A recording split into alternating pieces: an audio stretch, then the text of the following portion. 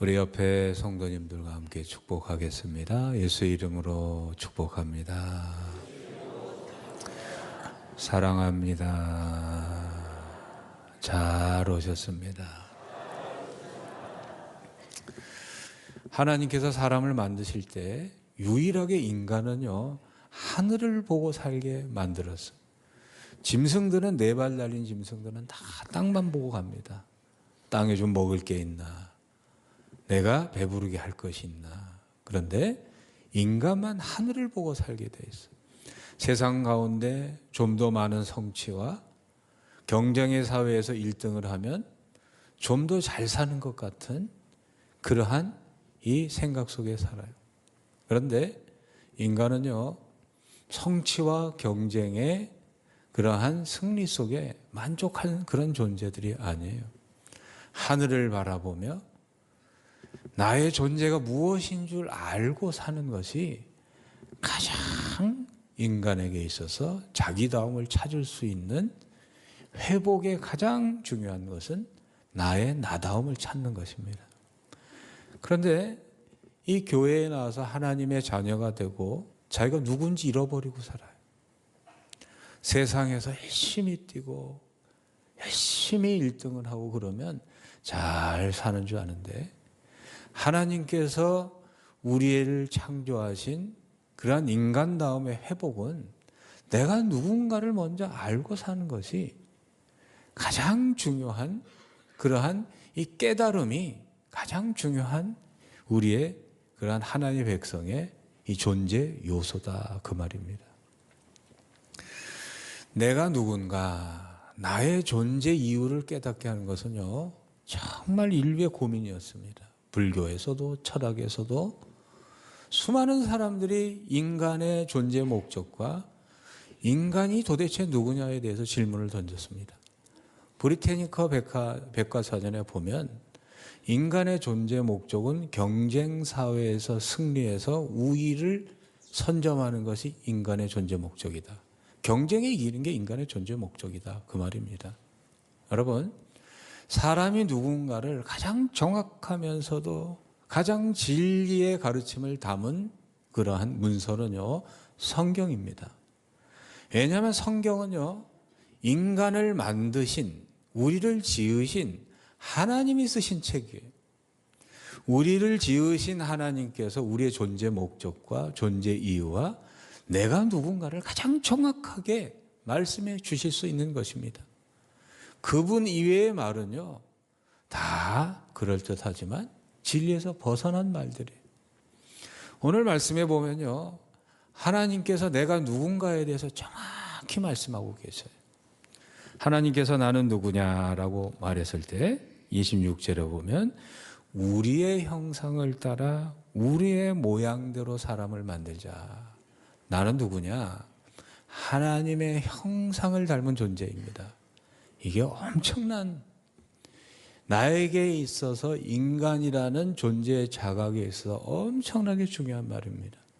그 앞에 보면 하나님께서요, 돼지는 돼지같이 만들었고 사자는 사자같이 만들었고 양은 양처럼 만들었고 말은 말처럼 만들었고 나무는 나무처럼 꽃은 꽃처럼 만들었는데 사람은 사람처럼 만들었다 이렇게 돼 있잖아요. 각각 그 종류대로 만들었는데 사람에 와서는 무엇이라고 기록되어 있냐면 사람은 사람처럼 만들지 않고 사람은 하나님의 형상을 따라 만들었다 그 말이에요. 사람은 하나님처럼 만들었다. 좀 쉽게 말씀을 드립니다. 인간이란 존재는요, 이 하나님을 닮은 존재예요. 우리의 형상과 모양, 이 형상이라는 첼렘이라는 것은 하나님의 어떤 존재의 그림자를 의미하고 이 모양이라는 때무트라는 뜻은 닮았다 그런 뜻이에요. 모양과 형상은 한 단어입니다. 비슷한 단어를 반복한 거예요. 그러니까 인간은 하나님을 닮은 존재로 만들어졌다 그 말이에요. 그러니까 나라는 존재가 누구냐? 하나님을 닮은 존재다. 하나님의 형상을 지닌 존재가 나라는 거예요. 이게 놀라운 사실입니다. 그럼 하나님의 형상을 닮았다는 게 무슨 뜻일까요? 하나님이 사람처럼 생겼을까요? 우리가 눈으로 인식하는 내 망막에 비치는 그러한 형태가 하나님의 그러한 모습이 아닙니다. 여기서 말하는 하나님의 형상과 모양이라는 것은 하나님은 영적인 존재이기 때문에 우리의 시각에 망막에 비치는 그런 모습이 아니에요. 하나님을 닮았다는 것은 한마디로 말씀을 드리면 이 하나님의 존재 방식이 하나님의 존재 방식을 인간은 따라 살도록 창조됐다 그 말이에요. 나는 어떻게 살아야 되느냐? 브리테니카 백과사전에서 말하는 것처럼 약육강식의 사회에서 살아남기 위해서 존재된 게 아니에요. 하나님의 존재 방식으로 사는 게 인간의 존재 방식이에요. 그럼 하나님은 어떻게 사셨을까요? 오늘 말씀에 보면 하나님께서 우리가라는 말을 해요. 우리가 우리의 형상을 따라. 이 하나님의 첫째 존재 방식은요, 우리로 삽니다. 무슨 말씀이냐면 성부, 성자, 성령 하나님이 관계하는 존재로 사귀는 존재로 살았다. 하나님은 한 번도 나 아닌 다른 존재를 너는 내가 아니니까 그것을 멀리하거나 소외시키거나 단절하지 않고 사셨어요. 하나님 안에서는 모든 것이 연결되어 있습니다. 성경에 보면은요, 하나님은 항상 우리와 사귐을 추구하고 인간과의 사귐을 항상 놓지 않으시고 추구하시는 존재셨다는 거예요. 창세기 3장 8절에 보면 이런 말씀이 있어요. 그들이 그날 바람이 불 때 동산에 거니시는 여호와 하나님의 소리를 듣고 아담과 그의 아내가 여호와 하나님의 낯을 피하여 동산 나무 사이에 숨은지라. 인간은요, 죄를 짓고 나서 자꾸 숨어요. 하나님 우리와 계속 관계하기를 원하고 사귀기를 원하는데 인간은 타락한 본성이 중심에 자리 잡고 있기 때문에 자꾸 숨어요. 하나님 없는 곳으로 다니고 하나님과의 사귐을 자꾸 회피하는 존재. 그래서 하나님은 창세기 3장 9절에 뭐라고 그러세요? 여호와 하나님이 아담을 부르시며 그에게 이르시되 내가 어디 있느냐. 인간이 하나님을 떠났는데 그리고 숨었는데 하나님은 계속 인간과 사귀기 위해서 끊어진 관계를 연결하기 위해서 아담아 내가 어디 있느냐, 사랑하는 아들아 내가 어디 있느냐. 여러분, 내가 예배를 통해서 하나님 앞에 나와 있는 이 은혜는요, 내가 나온 게 아니에요. 하나님이 여러분을 부르셔서 나온 겁니다. 하나님이 부르지 않으면요 나올 수가 없어요. 우리 권사님 중에 한 분이 교회를 안 다니셨어요. 그런데 정말 마음이 괴롭고 쓸쓸하고 왜 살아야 되는지 모르고 인생이 허무하고 그런데 자꾸 마음에 이 교회에 나가라 하는 교회 종소리가 땡땡 치면서 자꾸 내가 어디 있느냐, 내가 어디 있느냐, 나를 부르시는 하나님의 음성을 듣고 이 교회에 나가신 분, 여러분 그러시지 않으셨어요? 하나님은 나를 부르시는 분이에요. 자기 형상대로 창조된 모든 인간을 그 이름을 부르시는 그분이 우리 하나님이셔요. 그러니까 우리는 어떻게 살아야 되느냐? 우리도 그렇게 살아야 돼. 사귀며 살아야 됩니다. 너는 쓸데없어. 너는 능력이 없고 너는 돈벌이도 제대로 못하고 그렇지 않아요. 이 세상에 쓸모없는 존재는 하나도 없습니다. 예수님께 어떤 사람들이 제자들이 물어봤어요. 나면서부터 소인된 저 사람은, 나면서부터 소경된 저 사람은 누구 죄 때문에 저렇게 됐습니까? 그 제자들의 입장에서 보면 쓸데없는 존재예요. 잉여 존재예요. 있으나마나한 존재예요. 그런데 예수님께서는 저희는 하나님의 영광을 위해서 존재하는 존재니라. 이런 인식을 사는 게 바로 인간이 인간답게 사는 것입니다. 나 아닌 타자를 무시하고 경멸하고 이 능력으로 소유의 가치로 인간을 평가하는 것은요, 사람답게 살지 않는 거예요. 정말 인간다움은요 어떻게 사는 것이냐. 창세기 2장 18절에 보면 같이 읽어보겠습니다. 여호와 하나님이 이르시되 사람이 혼자 사는 것이 좋지 아니하니 내가 그를 위하여 돕는 배필을 지으리라.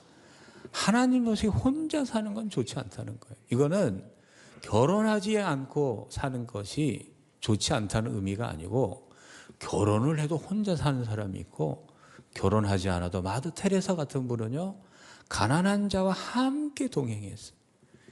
요즘에 프로그램을 보면요, 나 혼자 산다가 1등이에요. 뭘 이렇게 잘하는 거라고? 지 혼자 사는 게 아주 잘 사는 것처럼. 아니에요. 여러분, 히키모리라고 들어보셨을 거예요. 우리말로 번역하면 은둔형 외톨이. 그 일본 사회가 참 이해할 수 없는 사회인데, 그 좋은 나라, 잘 사는 나라에 이 청년들이, 젊은이들이요, 혼자 살고 은둔해서 사는 청년들이요, 150만에서 200만이 넘는데, 이러한 이 사회적 병적 현상이 우리 한국에도 들어와서 우리나라에 지난해 은둔형 외톨이들이 54만 명이 넘는데, 하나님 보시기에요, 이러한 은둔형 외톨이들을 그대로 내버려 두면은 이거 하나님 보시기에 좋은 일이 아니에요. 내 가정에 은둔하고 싶은 가족 구성원이 있으면 그 존재 자체를 수용해주고, 그 존재 자체가 우리 가정에 그러한 일원이라는 것을 소속감을 넣어주고, 그 존재를 자꾸 초대하고 사귀고 하나님처럼 찾아주셔야 돼요. 네가 어디 있느냐? 네가 어디 있느냐? 성경에 보면 잠언 17장 1절에 보면 마른 떡 한 조각만 가지고도 화목하고 사는 것이 제육이 가득한 집에서 다투는 것보다 낫다.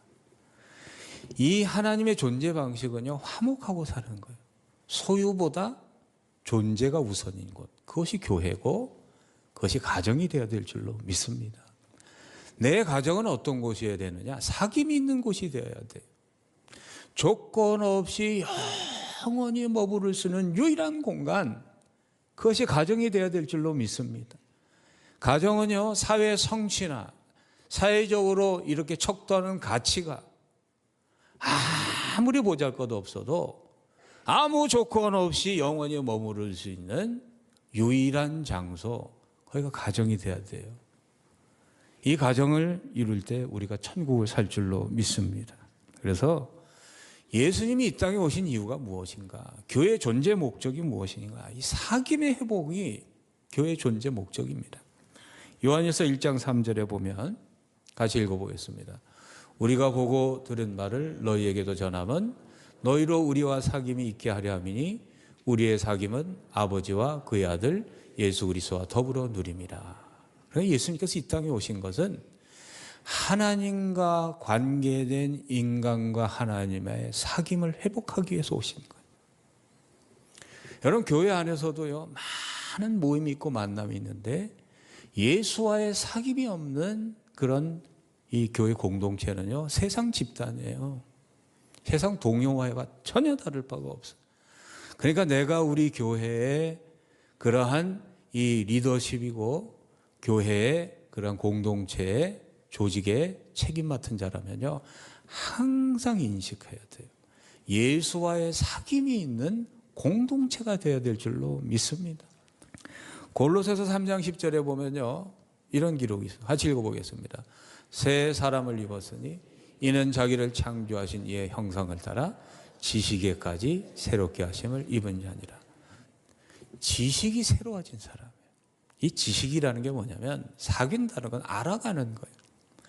요즘에는요, 알아가는 것에 대해서 관심이 없고 누가 나에 대해서 알려 하는 것에 대해서 거부하는 시대. 그냥 서로 모르고 사는 게 이 세상 그러한 세태예요.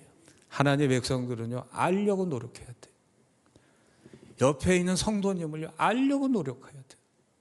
저분이 어떤 고통과 어떤 고난과 어떤 슬픔과 어떤 괴로움을 갖고 있는지. 여러분, 세상은요, 남의 고통에 관심이 없어요.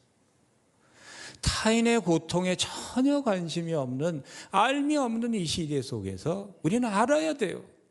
내 안에 눈물이 무슨 의미가 있는지, 내 남편의 그 괴로운 한숨이 무슨 의미가 있는지, 그걸 알 그러한 의무가 있는 존재들이에요.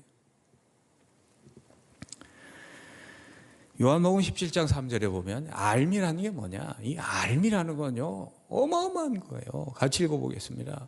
영생은 곧 유일하신 참 하나님과 그가 보내신 자 예수 그리스도를 아는 것입니다. 하나님을 아는 것은요 영생이에요. 나 아닌 타자의 아픔과 고통과 슬픔을 아는 것은 순간을 영원으로 바꾸는 하나님만이 우리에게 주시는 진정한 인간다움을 살아내는 영생의 시간이 서로를 알고 서로의 고난과 고품과 슬픔을 나누는 시간인 줄로 믿습니다. 우리 마천세계로 교인들은 그렇게 살아야 나답게 사는 거예요. 그게 인간답게 사는 겁니다. 두 번째, 나는 누구냐? 창세기 1장 28절 전반절만 같이 읽어보시면 같이 읽어보겠습니다.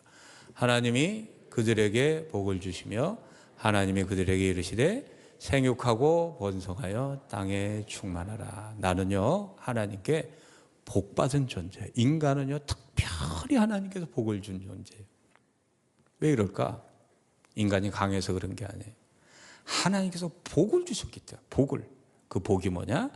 인간에게 지능과 언어를 주셨어요. 사람은요 반복되는 경험을 축적할 수 있는 이 지능과 언어로서 소통해서 연합해서 개체가 단체가 되는 그러한 무리지어 살 줄 아는 그러한 복을 받았어요. 그래서 우리가 전 세계에 충만하고 번성하고 하나님 우리에게 복 주셔서 그런 거예요. 이 생명이라는 게 얼마나 귀중한 줄 아세요? 이 인간이란 존재가 충만하고 번성하고 생육하는 건요 하나님 우리에게 주신 복인 동시에 사명이에요. 우리 교회는 충만과 번성과 생육의 사명이 있는 교회인 줄로 믿습니다. 자, 세 번째는 인간이란 존재는 어떻게 존재냐? 창세기 1장 28절에 보면 후반전에 보면 땅에 충만하라 그다음에 뭐라고 되어 있어요? 땅을 정복하고 다스리라 이렇게 되어 있어요. 여러분요 인간의 존재의 목적은 정복에 있습니다. 정복.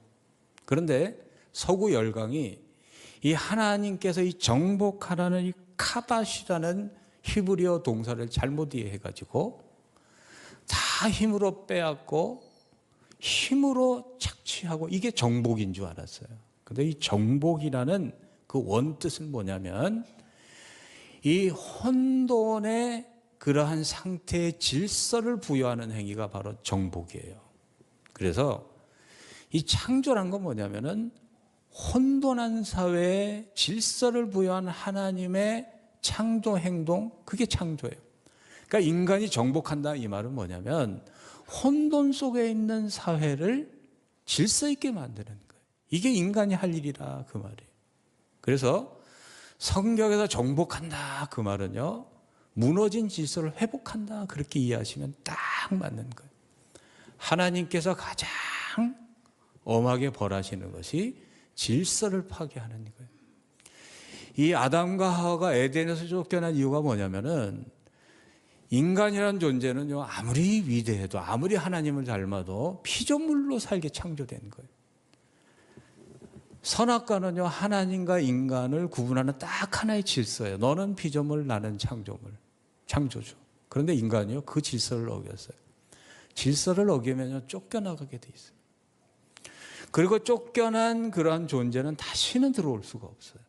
에덴 동산에서 쫓겨난 아담과 하와는 하나님께서 화영검을 둘러서 에덴에 못 들어오게 했어요. 여러분 기억하시길 바랍니다. 여러분 내가 어떤 조직의 책임자라면 이걸 잊어서는 안 돼요. 질서를 파괴하는 것은 창조 질서를 파괴하는 것은 세상을 파괴하는 가장 악한 일이에요. 그러니까 내가 속한 사회에서 질서를 무너뜨리는 일은요 넘어가서는 안 돼요. 정복하셔야 돼요. 쫓아내야 됩니다. 그리고 질서를 무너뜨린 존재가 다시 들어오는 거 절대 허용해서는 안 돼요. 그것이 창조 원리입니다. 다스린다는 건 뭐냐? 이 다스린다는 웨이루트라는 것은 그것은요 황제, 보통 황제가 아니라 거대한 제국이 가지고 있는 절대 권세를 말합니다. 그러니까 인간은요 하나님이 가진 절대 권세를 이 위임받은 존재예요. 그러니까 인간은요, 이 지구상에서 절대적인 권세의 존재입니다. 그런데 이 절대 권세라는 것은요, 이것은 폭군을 의미하는 게 아니에요. 자기를 다스릴 줄 모르는 사람이 세상을 다스리면 세상은요, 비참해집니다. 여기서 말하는 이 다스린다라는 이 웨이로트의 어원은요, 목자가 양을 돌보는 다스림을 의미합니다. 이 목자는 양을 다스릴 때 이 폭군으로 다스리지 않아요. 지팡이와 막대기로 다스립니다. 지팡이는 연약할 때 구원해 주는 것이고, 막대기는 말 안 들 때 이 교정해 주는 역할을 해요. 이게 다스리는 거예요. 그래서 하나님의 백성들은요, 세상을 정복하고 다스려서 혼돈된 세상이 질서 있게 천국으로 살 수 있도록 살아내는 책임이 있고, 목자가 양을 돌보듯이, 하나님이 인간을 돌보듯이, 하나님의 세상을 돌보듯이 세상을 돌봐야 되는 목자의 다스림의 책임이 있는 겁니다. 이 두 가지를 가장 완벽하게 해내신 분이 누구시냐? 이 정복과 다스림은요, 성경의 섬김의 다스림이에요. 섬기면서 다스려야 이 두 가지를 함께 할 수 있습니다. 그분이 바로 예수 그리스도이십니다. 마가복음 10장 45절에 보면 이런 말씀이 있어요. 같이 읽어보겠습니다. 인자가 온 것은 섬김을 받으려 함이 아니라 도리어 섬기려 하고 자기 목숨을 많은 사람의 대속물로 주려 함이니라. 내가 속한 사회에서, 내가 속한 공동체에서 질서를 잘 유지하시길 주여로 축복합니다. 여러분, 가정에도 질서가 있습니다. 성경의 가정의 질서는요, 남편은 아내의 뭐예요? 머리입니다. 아내가 자꾸 남편의 머리를 역할을 하면요, 그 가정의 질서가 무너진 거예요. 그 가정은 절대로 잘 될 수가 없어요. 남편이 남편이 나의 머리임을 믿고 남편을 하늘보다 존경하시는 아내 되시기를 주의 이름으로 축복합니다. 그런데 남편은요, 무슨 사명이 있냐면, 우리 권사님께서 기도해 주신 것처럼 예수님이 교회를 위해서 목숨을 버리셨듯이 남편은 아내를 목숨을 다해 사랑해야 될 사랑의 사명이 있어요. 누구의 사명이 더 큰 겁니까? 아내는요, 남편을 존경하는 사명이 있는 반면에 남편은요, 목숨 걸고 사랑해야 돼요. 그러니까 남편의 사명이 더 큰 겁니다. 하나님의 형상을 닮은 존재로 관계 속에, 사귐 속에 살길 주의 이름으로 축복합니다. 생명의 가치를, 생명 자체가 이 세상이 정하는 가치로 사람의 가치를 척도하는 것이 아니고, 하나님께서 이미 부여하신 하나님의 형상을 가진 고귀한 존재가 바로 나임을, 그리고 타자임을 기억하고 타인을 존중하고 사랑하는 그런 생명 사랑의 존재로, 질서의 존재로 살아갈 수 있기를 주의 이름으로 축복합니다. 기도하겠습니다. 하나님 감사합니다. 우리는 하나님의 형상을 닮은 고귀한 존재입니다. 우연히 태어난 존재가 아니라 하나님의 영광을 드러내는, 우리는 하나님의 거울임을 기억하며 하나님의 형상을 입은 자로 살아내게 하여 주시옵소서. 예수 그리스도 이름으로 기도하옵나이다. 아멘. 지금은 우리 주 예수 그리스도의 은혜와 하나님의 영원하신 사랑하심과 성령님의 함께하심의 역사가, 나는 하나님의 형상을 입은 고귀한 존재임을 깨달아 하나님의 형상대로 살기를 소망하고 돌아가는 마천세계로 모든 교우들 머리 위에, 그 가정과 자녀와 삶의 자리 위에, 죄 몸된 성전을 위해 수고하고 애쓰시는 모든 헌신의 손길 위에, 지금도 질병과 고난 앞에 믿음으로 승리하기를 소망하는 사랑하는 모든 성도님들 머리, 지금부터 영원토록 함께 하시기를 간절히 축원하옵나이다.